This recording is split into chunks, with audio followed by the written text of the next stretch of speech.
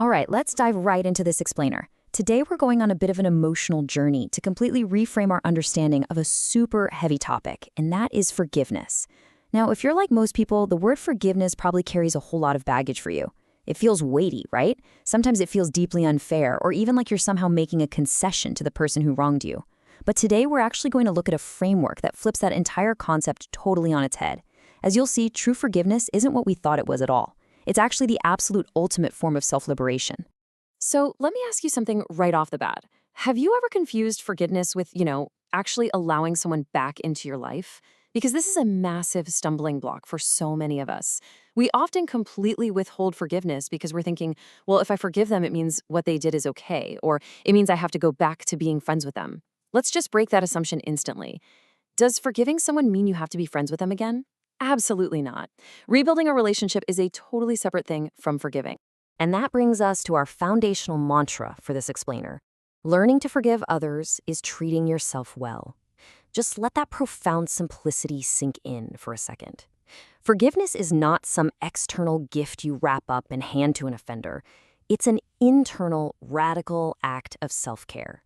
It's this powerful psychological shift where you basically decide, you know what, my own mental health and my peace of mind are simply way too valuable to be compromised by someone else's past mistakes.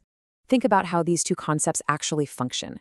Forgiveness, that's a unilateral power move. You don't need the other person's permission, you don't need their agreement, and you certainly don't need their apology to do it. You do it entirely on your own, literally just for yourself. Reconciliation, on the other hand, is a bilateral negotiation.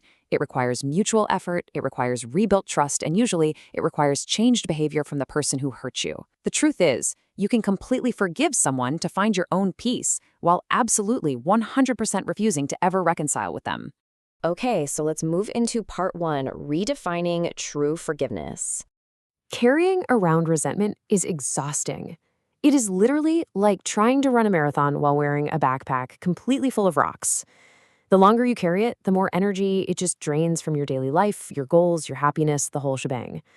Choosing to heal, to finally take off that heavy backpack, is an act of pure subtraction. Self-care is subtracting a burden, ending that inner conflict. Selfishness, however, is an addition. It's adding conflict or harming someone else for your own gain. When you forgive to protect your peace, you're performing an act of subtraction. You're simply flushing the toxicity right out of your system. Which brings us to part two, pulling the inner thorn and stopping the cycle of re-injury. Now, this requires us to get really honest with ourselves about the very real pain of past grievances and how holding on to them actually functions inside our minds. Because holding a grudge isn't just some passive, sad feeling. It's a visceral inner thorn.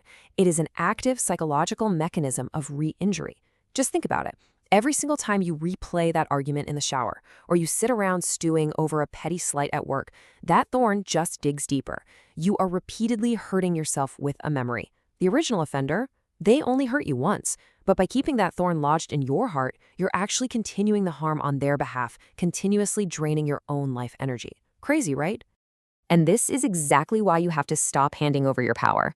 Waiting for an apology before you're finally allowed to heal means you are essentially handing the remote control of your emotional state right back to the exact person who hurt you.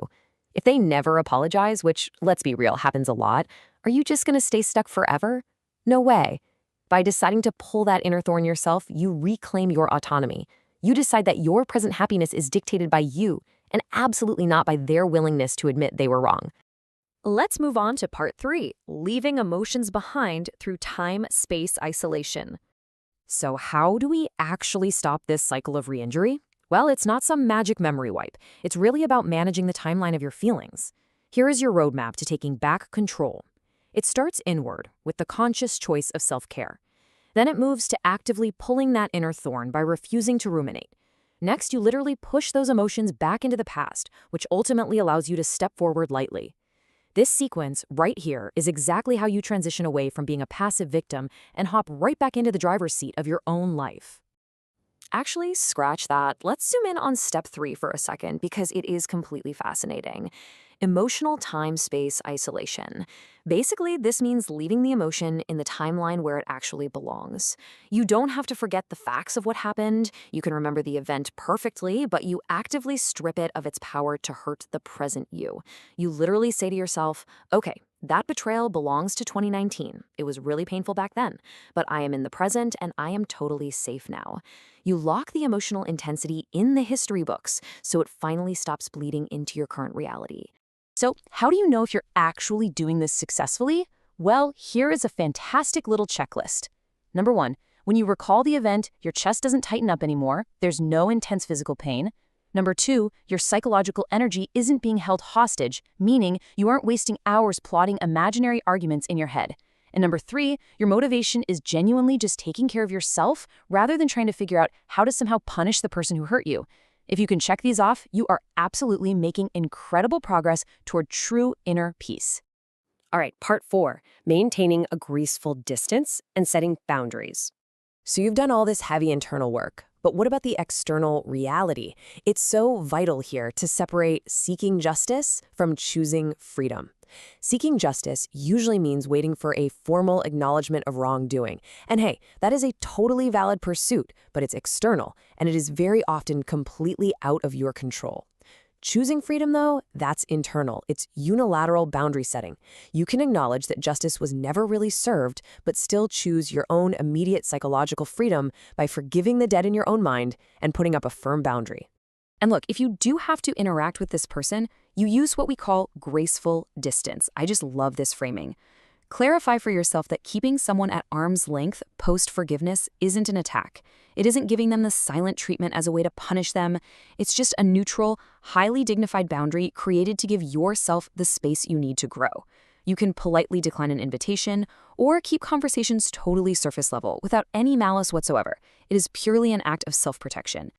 Finally, part 5, moving forward lightly and using your reclaimed energy. We've pulled the thorn, we've left the toxic emotions in the past, and we've set our graceful boundaries. Now we reach the absolute best part, the liberation phase. The ultimate sign of growth is when your life is no longer defined by what happened to you. Instead of trying to endlessly litigate or redefine your past, you pour all of that reclaimed energy into redefining your future. Your identity officially shifts from the person who is wronged to the person who is building an absolutely amazing tomorrow.